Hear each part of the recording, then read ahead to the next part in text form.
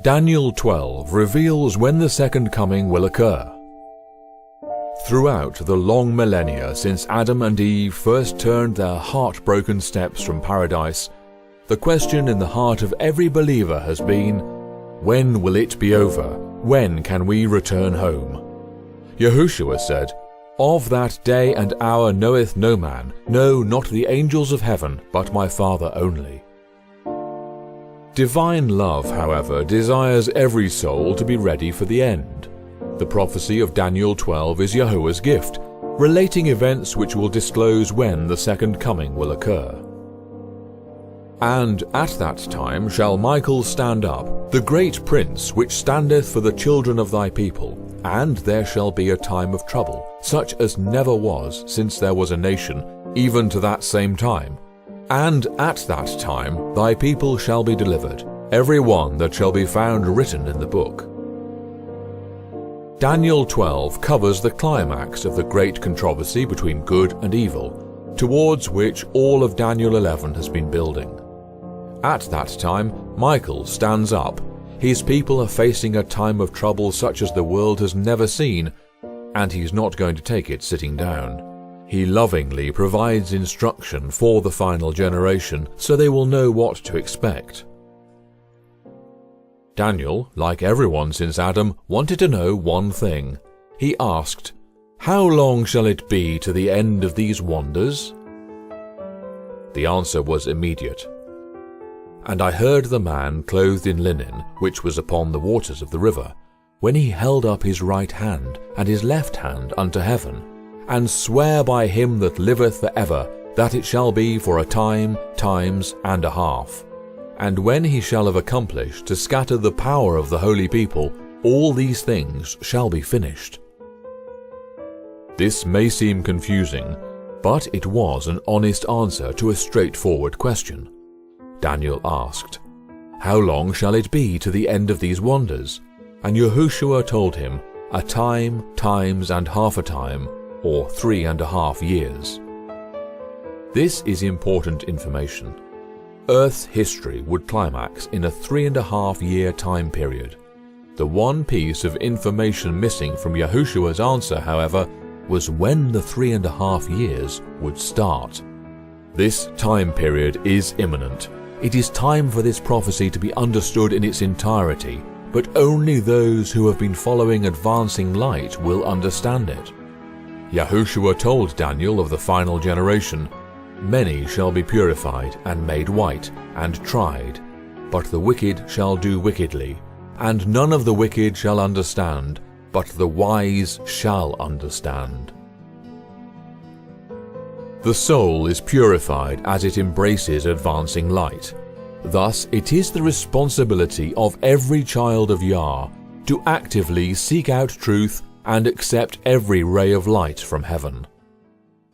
The prophecy warned, "None of the wicked shall understand." This is not referring to worldlings. Worldly people do not care about the prophecies of Daniel. This refers to professed followers of Yahushua who reject advancing light.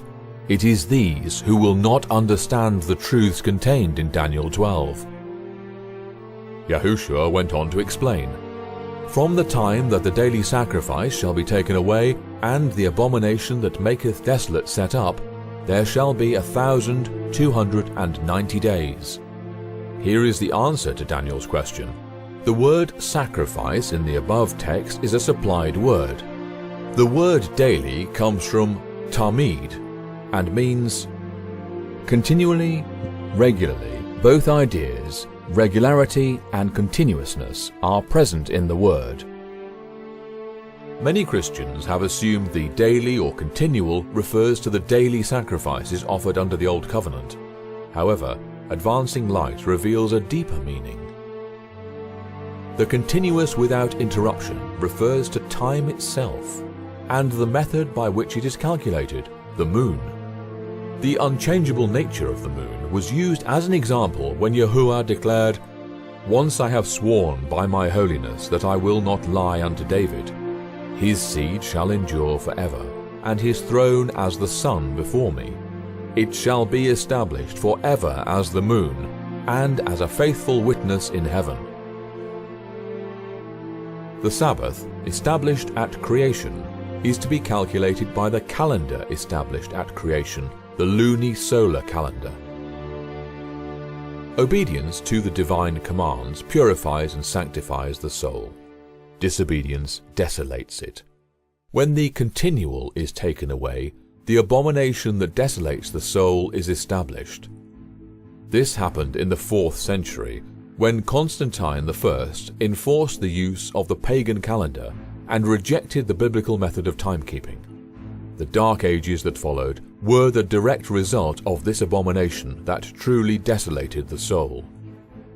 This action will be witnessed again in the near future, when a universal Sunday law will be enforced upon pain of death, because the final conflict will be over worship.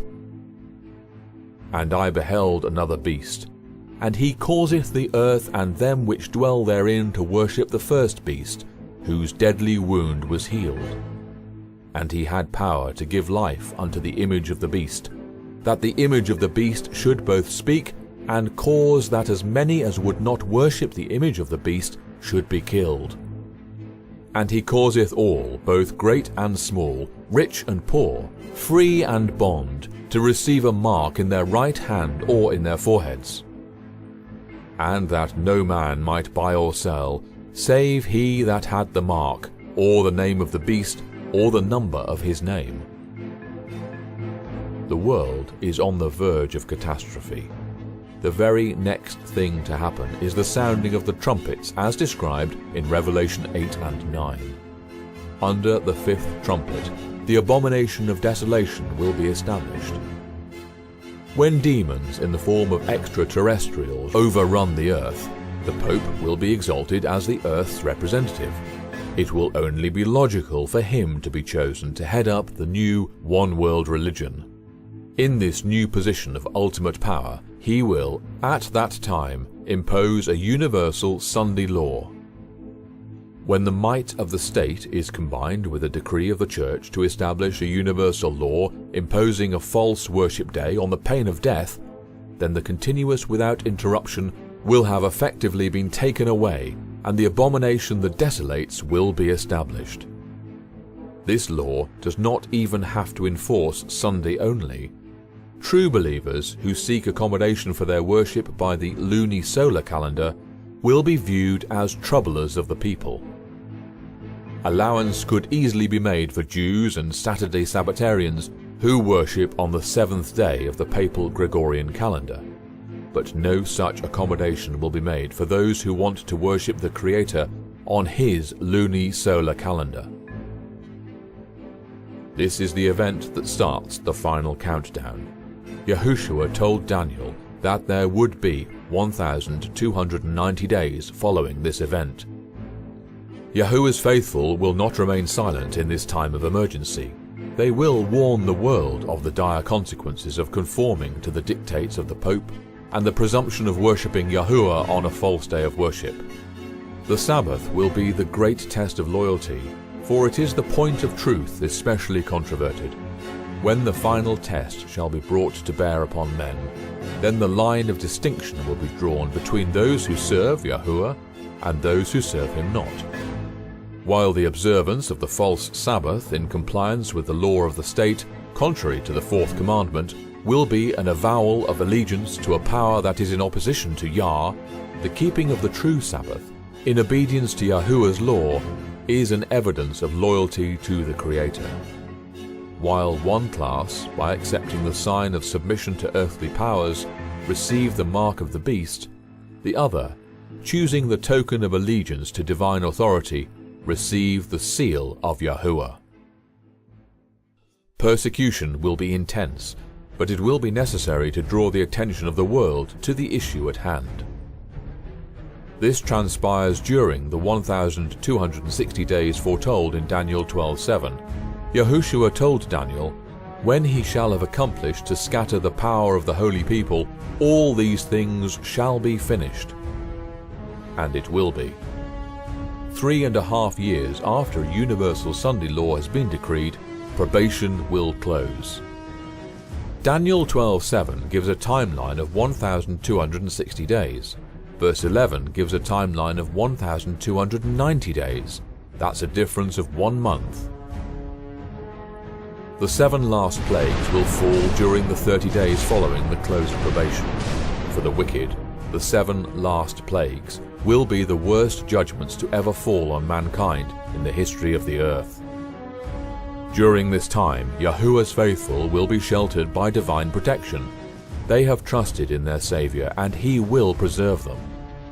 Daniel closes with a most precious promise. Blessed is he that waiteth, and cometh to the 1,335 days. When the 7th plague falls, it is over. Yahuwah and his people have triumphed. The difference between the 1,290 days and the 1,335 days is 45 days. It is during this time that those who have honored Yahuwah by staying faithful to him in the face of imminent death will be honored as foretold by John. Behold, I will make them of the synagogue of Satan, which say they are Jews and are not, but do lie.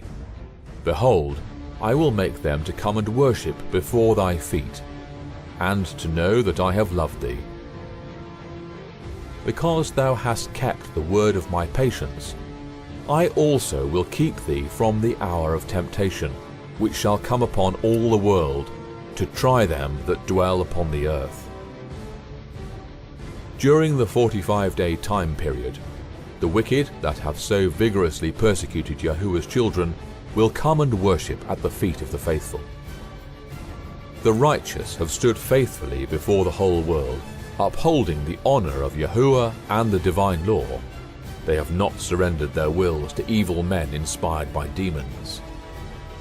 In the face of death, they have faithfully given earth's final warning, and many who would otherwise have been lost have been saved through their self-sacrificing efforts. It is Yahuwah's pleasure that they receive a foretaste of the honor that will be theirs in heaven. Those who insist that the timelines of Daniel 12 were fulfilled over 1,260 years during the Dark Ages are clinging to erroneous interpretations. By refusing to advance with the light, they are as deceitful as guard dogs that refuse to sound an alarm when danger is near. Placing the prophecy in the distant past soothes the awakened conscious back to sleep with the assurance that the second coming may be near, but certainly is not imminent. His watchmen are blind. They are all ignorant. They are all dumb dogs. They cannot bark, sleeping, lying down, loving to slumber. Yea, they are greedy dogs which can never have enough. And they are shepherds that cannot understand. They all look to their own way, every one for his gain from his quarter. Come ye, say they, I will fetch wine, and we will fill ourselves with strong drink, and tomorrow shall be as this day, and much more abundant. The day of Yahuwah is here now. We are now living in the time of trouble. Very few events yet remain between now and when Yahushua will appear in the clouds of heaven. Now is the time to seek Yahuwah, learn of him, and embrace the precious rays of divine truth shining with ever-increasing brilliance from the eternal throne. Time is almost over.